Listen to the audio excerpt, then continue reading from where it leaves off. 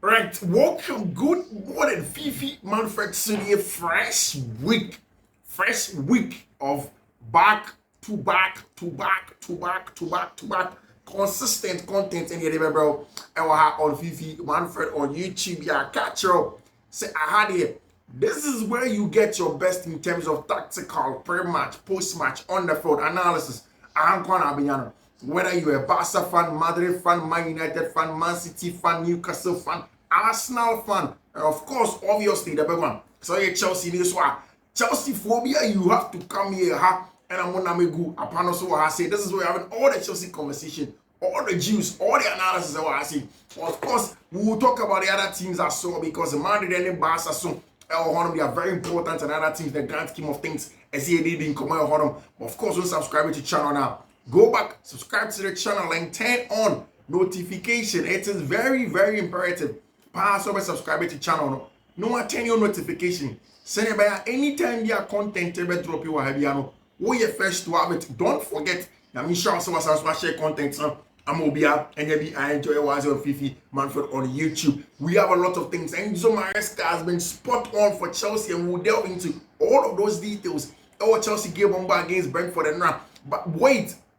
2 days ago, Madrid started in the Spanish La Liga. 3-3 draw against Rayo Vallecano. But the funny thing is that Barca before that had gotten chances. Lost at the Moise against Las Palmas. Went away to Real Sociedad. Lost, drew against Celta Vigo. It looks as if Barca are having some issues in the Bomb in Hansi Flick needs to be very careful. But for some reason, it looks as if Barca and Madrid, nobody really wants the trophy. As a woman, you'll be on trophy, you'll be on Spanish La Liga, you'll be at the check.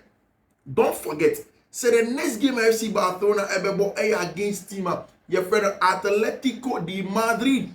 Atletico de Madrid. And Atletico de Madrid are on red hot form. Almost sure be in the Spanish La Liga. Almost sure be in the Champions League. And Barca stands down are just 1 point off team my friend Real Madrid. 1 point off them. And Madrid have one game in hand against Valencia. If Madrid gets that win, they open up the gap. And this is a Barcelona team that beat Real Madrid this season. So how did it get this bad? How was it this bad? But let's start from FC Real Madrid. Madrid echo away. Echo back against team friend Rayo Vallecano. I think that it was a game that Rayo really did prove their mettle. They were very solid in terms of games, no more aggression on the ball, off the ball. How constantly they make sure that they stayed in the game as long as possible. It was an opener from Ghana near branch IFN Abdul Mumin, one of the very, very good players. Abdul Mumin, and it was an important player. As it stands now, our Spanish La Liga name, FC Barcelona, 38 points. Atletico de Madrid, 38 points, almost one game in hand. Real Madrid, 37 points, almost one game in hand. Into Atletico, action in next game now, or cut into 41 points and Barca still 38. So already it looks as she said Madrid, any team my friend Barcelona, none of them wants the Spanish La Liga. None of them is serious enough to go after the Spanish La Liga. And Atletico de Madrid, after consistent win, seems to be going on well. Next weekend, La Liga in Barca elbow against Atletico de Madrid, like I did mention, and a Madrid elbow against Sevilla. Two crunch games to shape up the top of the championship.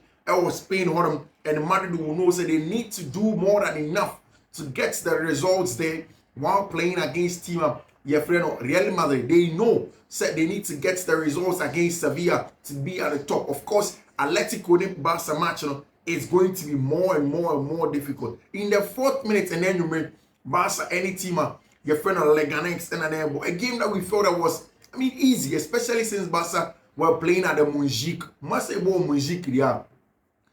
only the last one against Las Palmas. I don't mind many results now at the Moise. So we felt that Barca should be able to get a result at the Moise. But team my friend Leganés got a goal as early as the 4th minute by Brentford, your friend Gonzalez. The man here 1-0, and throughout the game, they sat back, made it difficult for Barca to break them down, held on to the fort, made sure somebody more resolute to cheer on them. We need a lot of aerial duels. Barca had lots of chances. Still, Barca point near goal. None of the goal did come in for team friend FC Barcelona. And as it stands now, Leganes for at a 1 goal echo away from team friend Barcelona, and it's a huge blow for them. Barca have only won 1 league match in a month and a half. That is a disastrous metric, disastrous data for FC Barcelona. And after the game, players, which said Rafinha, were dejected. In fact, Rafinha snapped back, and so he took some players who had to take him up and ask him to put things together. Of course, Frankie the Younger, he spoke about a lot of things, and all Pedri, or an interview, you know what I'm saying? Pedri said this was fucked up. He used the F word, F'd up over there for Pedri Gonzalez.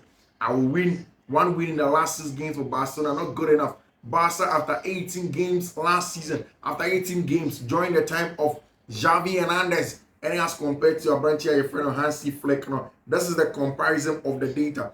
In the 22-23 season at Xavi, they win the league, after 18 games, now 47 games, 47 points for Abrantia last season.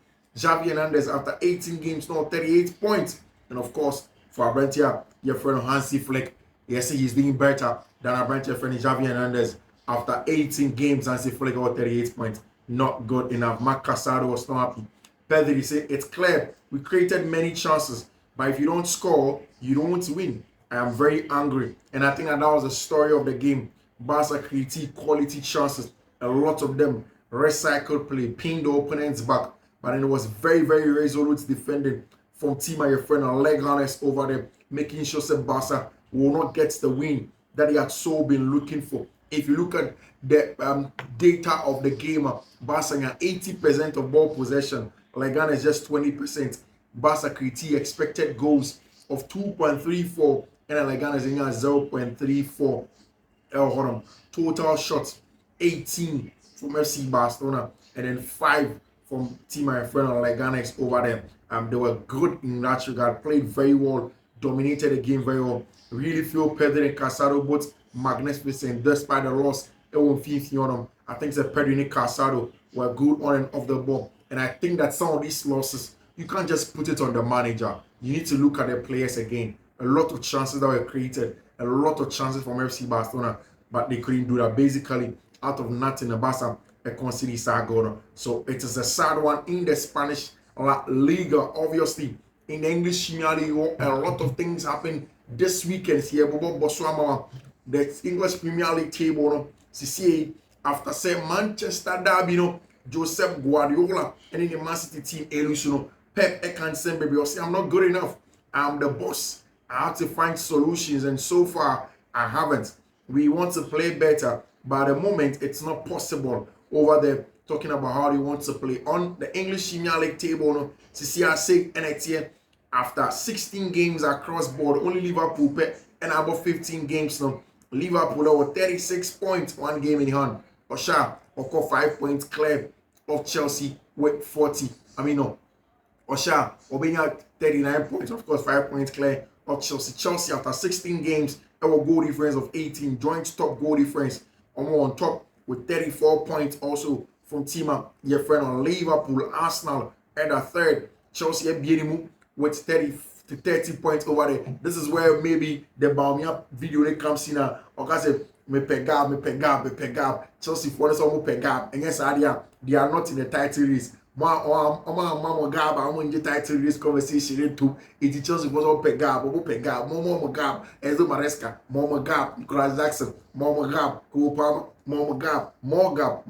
And yes, Chelsea for they said no title race conversation around them. In 4th position, Nottingham Forest 28 points. Manchester City, sad one, 16 games after almost 27 points. Aston Villa, 21 points over there as it goes on in there. It started with Manchester Derby, and Pep Guardiola knows that he's in a very bad place. But then what a game it was for Abrantia, your friend Ruben Amorim. So we won the first derby against my friend Manchester United and then win by 2-1. Second job done by Abrantia friend Amad Diallo and obviously Bruno Fernandes. But Amad Diallo winning his penalty, Emma Bruno Fernandes take a man here 1-1. And then later on, it was Abrantia, your friend Amad Diallo, winning the ball from a tough angle, cutting in and then slotting it in the back of the net. And Amad Diallo got the job done. Into Manchester United are really in a good place. In the English Premier League, 2 managers, Nelujo Majuma just yesterday, it was one Gary O'Neill from Wolves, somebody that I do consider as one of the best managers of English Premier League. I just think, sir, Wolves for no lost a lot of players and it has really affected his play. But even with that, I think he deserves some more time. And then Martin Russell, who has lost his job at FC Southampton. But then the big one went on in the evening. Like I did say, now who didn't come around Chelsea? The conversation was that can Chelsea go on and get a job done? Before so how much Chelsea, any team a friend in Brentford, but not Chelsea, I got 4 games unbeaten. 4 games, including Conference League matches, Tottenham, Mospe, Heidenheim, Aston Villa, West Southampton, in the English Premier League. I got 5 games, and then Chelsea unbeaten. 4 games unbeaten. Then Brentford were coming home. All of us did voice out the quality of Brentford from open play and even from set play. As a Brentford team, a little bit tough for you to deal with. And I say that in the sense that, so what's your Brentford? Almost everything. They have the physicality, they have the combativeness, ability to go into duels and win them. I said, some sort of a complete team of a sort. You need to be a little bit careful. You need to really manage the game very well. And yes, sir, you will be hurt. And we all wondering, can Chelsea go? In fact, before the game, a lot of the people said Chelsea share Brentford match now. Then really, they're in the title race. And Enzo Maresca said, people can be dreaming outside. Fans can believe they're in the title race. But no as a manager there is no title race and Chelsea are not in the title race into Australia. Chelsea echo match, although there was the absence of Brentford and Romeo Lavia, there was of course this James Awambobi, there was Pedro Neto out in terms of accumulated cards now. There was also a Brentford friend West Benoit Belachil and Uepra. Of course, Wesley Fofana also injured. And then of course it means that a Brentford friend Tosina Derabia would come on. But I think that was a total masterclass tactically from coach Efren Enzo Maresca. And it's in all facets of the game, with the ball, without the ball, build up, ball progression, sustained pressure. It was everything that you needed from a top class manager. And I think that Enzo Maresca is next level in terms of the quality that he brings to Chelsea team. How good he is in terms of preparation for matches. Like I said, and Ronaldo said, Obo against team this Chelsea. You are looking at, okay, fine, Okakoba against Brentford. The 3-2-5 is normal. But in the rotations, not yet. See, baby. Not Chelsea building up. It was 3-1. Caicedo and Fiifi want him to help progress the ball. But then what he did was that he gave certain levels of freedom to 3 separate players. What he did was that Kopama was supposed to occupy the lateral space after progression. No, not Kopama, Marco Correa. Kopama was supposed to be more roaming, more freedom. Then Enzo Fernandez in the right half space after progression. Chelsea ball were actually with the back 3 now. Moise Caicedo received the ball with the first ball to his feet. Then you have either of those players rotating back over, drop it. Because when you saw a drop here, there's going to be another midfielder that will come with him. Once he drops, the space that's left there, the other one occupies it. So there are a lot of rotations, a lot of relational play, a lot of quality display from Chelsea for them. And I think that in the first half, you could tell, Brentford for them, it wasn't as he said they didn't want to come out. It wasn't as if they were too defensive. We expected it, said they will condense the middle of the park. They will put a lot of men in there. They'll try to win the numerical superiority centrally. But the Chelsea best bet is to be patient and then wait for the opening. So when you're too patient, then they need to go out where they need to attack the channels now and then wait for some openings when it comes from outside. So they can head team up your friend FC Brentford. And I think that's essentially what Chelsea really decided to do. And what game do a very, very, very patient with a lot of rotations. Marco Correa, Enzo Fernandez, Cole Palmer, Moise Caicedo was excellent in that regard. And of course, so Brentford versus Fulham. What happened was that in the last 20 minutes, Brentford conceded 2 goals from set plays. I mean, not from set plays, from crosses. 2 goals from crosses. And I think that it was something that Enzo Maresca really did watch in terms of knowing, say, this is a weakness of Brentford for team. From the onset, Chelsea kept on spamming the box with crosses, but not just any cross. They were half space crosses. Set on the ball in the box now, then it angles the ball very well. So much so that it's difficult for the goalkeeper to come out, to come and claim. Also, 2, there is enough weight on it for you to hang in the air and wait for somebody to jump. 3, the fact is that play on the end walk up on them. Ball, no one to box thing like what's Marco Correa here. So it was the sustained pressure, the use of crosses consistently against team and friend of Brentford, and then making sure that Chelsea will be aggressive with their press and counter press, because the team be sitting back, sir. The worry is that so we need ball on the turnover, then so quick attackers that they can hurt you in transitions. So how then do you deal with stuff like that? And that's with pressing and then counter pressing, essentially with counter pressing, and then being very, very aggressive with counter pressing. I think that Enzo Maresca did that absolutely excellent. And in the first half, you could see a bunch of friends tossing at the Biayo, ping the balls on the left, on the right, dictating the pace of the game. And like kind of essentially in the Enzo Maresca system, the most important player is the central centre back, the CCB. The LCB or the RCB can do other things to help.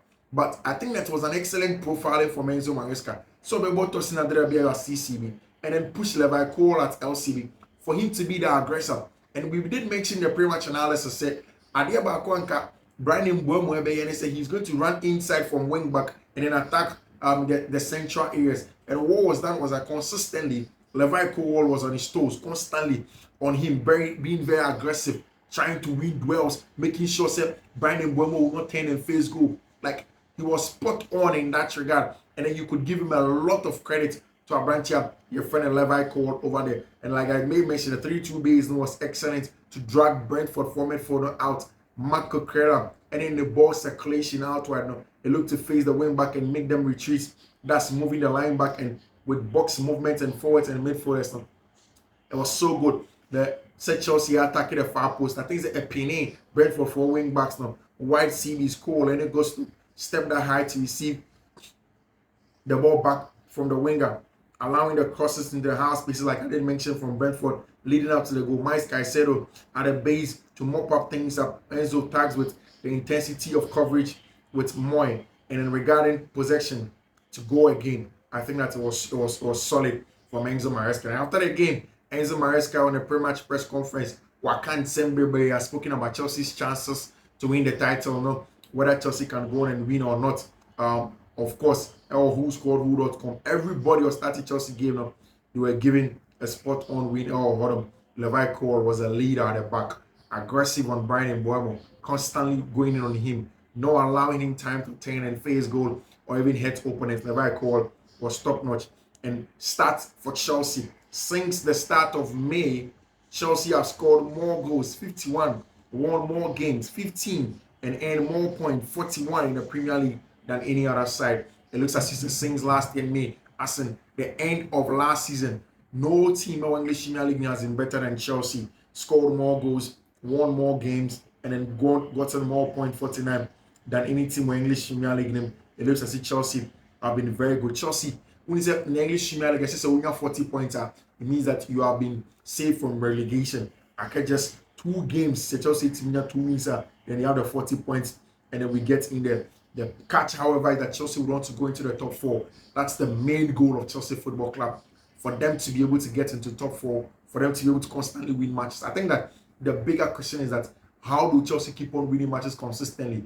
There is Everton, there is Fulham along the line, there is Conference League matches over them. How do Chelsea keep on winning a lot of the games over them? Like I did say, the best version of our branch friend Moise Caicedo. I've never seen any player, any DM, since N'Golo Conte play this well in the middle of the park for as compared to what Moise Caicedo is doing at the team that scored Chelsea. So he's not back to his Brighton Caicedo. He's on a whole different level. I think that Moise Caicedo was top-notch. Tosin Aderabioyo was brilliant also for Chelsea in terms of the kind of football that he played. Enzo Maresca after the game. Also, the fans can dream and then think, but us inside of the club and as a squad, as the players and as coaching staff, we need to be realistic, talking about how good I say. And I think that Chelsea, almost every Chelsea fan will agree with whatever their manager is saying. Because at the beginning of the season, nobody really trusted Enzo Maresca. Nobody really gave him a dog chance. I think only for a few of us who said that, hey, he looks as if the guy that can think things around. So let's give him some chance. But, that's what he's saying. Also, time when the Leicester City winning championship, he could feel it. Time when the Manchester City 2 team, winning the junior side league games, he could feel it, he could smell it. As it stands now, he can't say Chelsea will win anything. As it stands now, I want him to win to Barca. Marco Correa after the game, and your one other yellow card, going to congratulate the referee and the player bidding the whole pen. And almost it was an aggressive conduct. Enzo Maresca spoke about it after the game. As I said, we have many things we can do better, and this Marco Correa red card is one of them. Marco Correa was asked about Enzo Fernandez again, was asked about the striker and the star man, our friend Nicolas Jackson. Also, not only Nico, players miss chances and they score a goal, which is important, is the attitude. Talking about the fact that Nicolas Jackson had 2 clear-cut chances. One, yawning goal, Nicolas Jackson, Timon Banche. The other one also was there for Brentford for Nicolas Jackson. He couldn't score. And Enzo Maresca is saying that a lot of players miss a lot of chances. It happens with teams. But the most important thing is that they keep up the attitude of coming again and again, pushing, and making sure that they come again and they keep up. I think that the most important thing about Nicolas Jackson is the mentality. And from the beginning of last season, also interview the last time, made it to our channel. So I want you to go down. You see, I've posted Nicolas Jackson's interview. All of those things essentially have come from the fact that if you look at Nicolas Jackson, he has a strong mental fortitude. And he never really gives up on anything. He never gives up on anything. Constantly, he wants to make sure that he's getting results. He wants to make sure, say, he's coming again, even if he make mistakes. And like I did say, the easiest chance that Nicolas Jackson said when Timanche, then the most difficult one, he was able to slot home and then make it 2-0 for Brentford for Nicolas Jackson. And Enzo Maresca did say Nico was unbelievable on and off the ball, especially when Brentford began to become a little bit aggressive.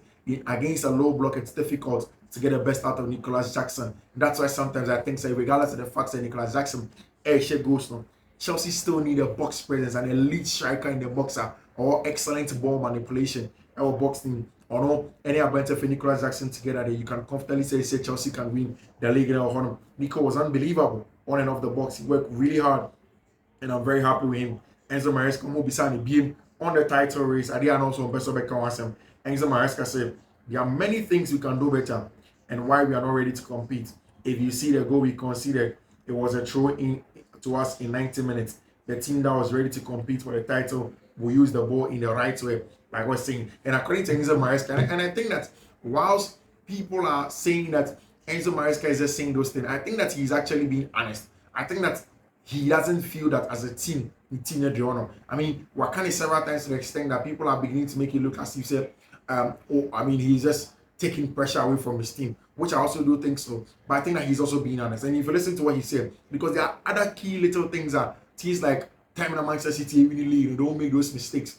And title winning teams don't make those mistakes. They are near perfect because it's a marathon, not just a race. It's a long marathon, and then you need to make sure so when your results like Zago and Chelsea conceding just a throw in. And like Enzo Maresca is saying, Chelsea could have used the ball better. Chelsea could have held on to the ball a little bit more, a little bit longer, manipulated the ball better instead of giving the throw-in away. Now, after the ball, a thing, Amatima. I conceded goal like that. It wasn't a good one. And away from that, Enzo Fernandez is another game. Enzo Fernandez, any goal contribution. Enzo Fernandez now has been directly involved in 10 goals in the last 7 games and appearances for Chelsea. 3 assists against Noah, 1 assist against Arsenal, 1 goal and assist against Leicester, 1 goal against Villa, 1 goal, 1 assist against Southampton, 1 goal against Tottenham Hotspur, and a 1 assist against Tima, your friend at Brentford. Enzo Fernandez has been brilliant. And Enzo Maresca said, calm him. We'll keep on going. After the game, Moise Caicedo, when he interviewed, I said, we are happy. The feeling is good for us. We'll keep on working. We'll keep it up. We are enjoying it. We are doing fantastic. N'Golo Conte is my idol. I try to help the team. He is a very big player. I try my best. The sky is the limit. We will keep working hard and keep winning and keep the momentum is the most important one. Brentford for manager friend Thomas Frank. I said Chelsea a very good team. Well coached, very good players. They are right up there in the title race. They are very, very good over there in terms of Brentford for. So that's exactly what happened. Raw pop of the weekend analysis of was on Fiifi-Manfred on YouTube. Subscribe and turn on notification. We'll see you, God willing, tomorrow. Bye-bye.